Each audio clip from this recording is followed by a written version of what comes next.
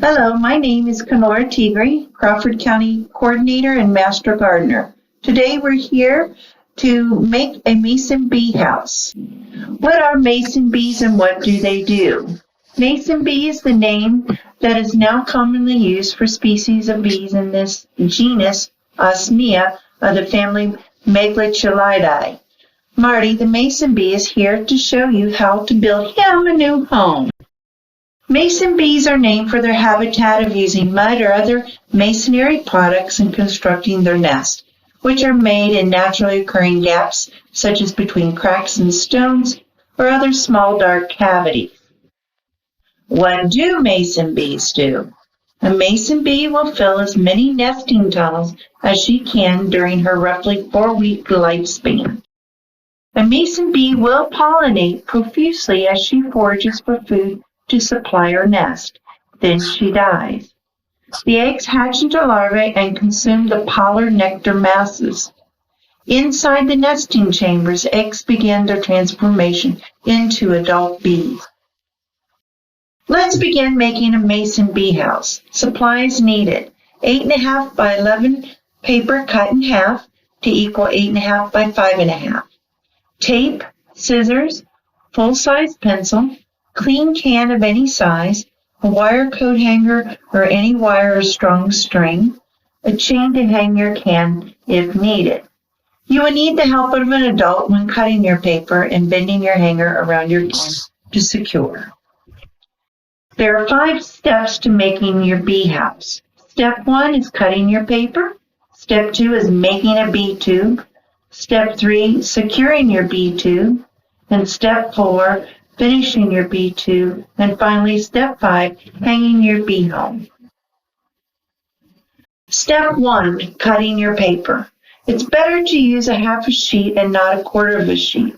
The tube will be smaller and weaker, as shown by the red arrow. Start by folding your full-size 8.5 by 11 piece of paper in half. When it is cut in half, you have a piece of paper that is 8.5 by 5.5 to make your bee tubes. It will be easier to cut down the 8.5 by 5.5 piece of paper to the proper size to fit inside the can. The tubes cannot hang outside the can. With the help of an adult, cut your paper on the fold. Step 2, making a bee tube. It is easier to roll with one hand and use the other hand to keep ends even. Twirl the pencil as you're pulling it out of the tube while holding the center of the tube. One hand makes it hard to keep the ends even. It is best to use both hands as shown above. Step 3, securing your bee tube. You constantly need to hold the tube in the middle until you tape it. If you don't tape the tube, it will unwind and you'll have an unusable loose tube as shown. Step 4, finishing your bee tube. Tape the tube together near the ends. Tape off the hole at one end. Place the taped end of the tube facing the inside bottom of the can. Continue making enough bee tubes until they snugly fill your can. Finally, step 5, deciding where to hang Marty's new bee house. Marty with his new bee house.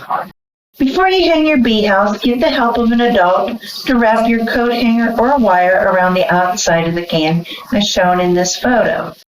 The optimal location to hang your mason bee house is 6 to 7 feet off the ground. And the best location is under an eave of your house, garage, shed, or some other shelter. Marty's bee house is one that should not be left outside during winter months. Many of the natural-made bee houses can survive the winter. But for more information on the care of your bee house during the winter months, visit this link. Thank you, and I hope you enjoyed your new bee home. Have a good day.